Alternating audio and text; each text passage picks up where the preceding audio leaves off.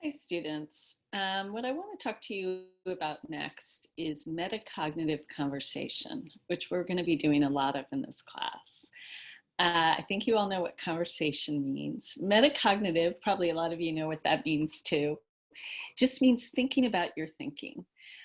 So one of the things about learning to read well is that reading is a silent activity, and the things we're doing to try to understand a reading, the things we're doing in our head, are often silent, which makes it hard um, to learn from each other, to learn better reading strategies. So one of the things we're going to do in this class is something called a think aloud. And what a think aloud does is it takes our reading process out from inside our brain. We verbalize it so that we can see our own thinking process, see somebody else's thinking process, and so that we can learn from each other. There is a ton of research that shows when students are asked to articulate their thinking, to verbalize it, they tend to remember better what they've read.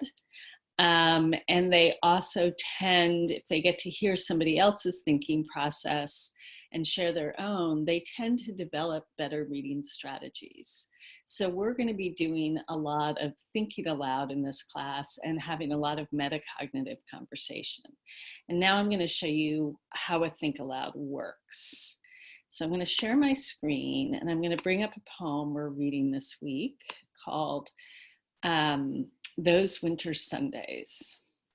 And one of the assignments for this week is for you to do a think aloud with a partner and record it and then upload it to Canvas. So before I show you or explain to you how you're going to do it with a partner, I'm going to just show you kind of what a think aloud looks like.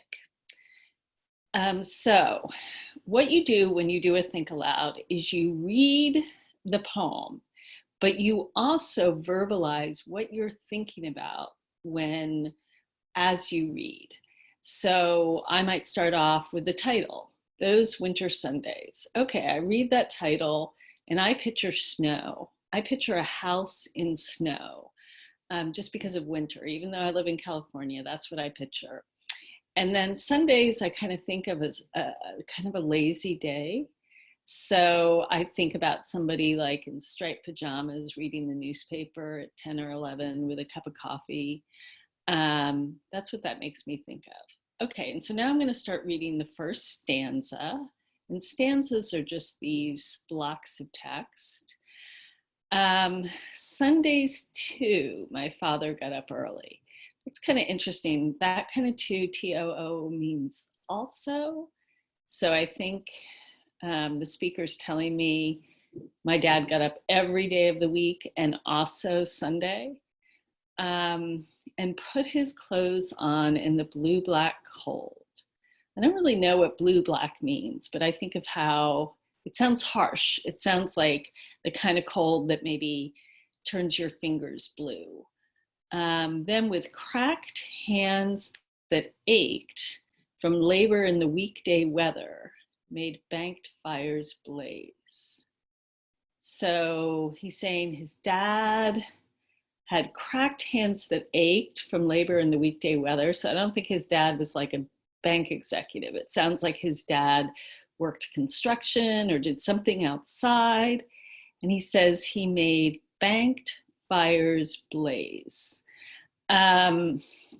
So not entirely sure, but I think a banked fire is a fire that has gone out. And so maybe they had a wood burning stove in their house, which makes me think they weren't super wealthy people probably, or they lived in the country. And he stirred up the fire to get it going again. So maybe he got up early because the house was cold and he wanted to warm up the house for everybody else in the house. So he's labored all week.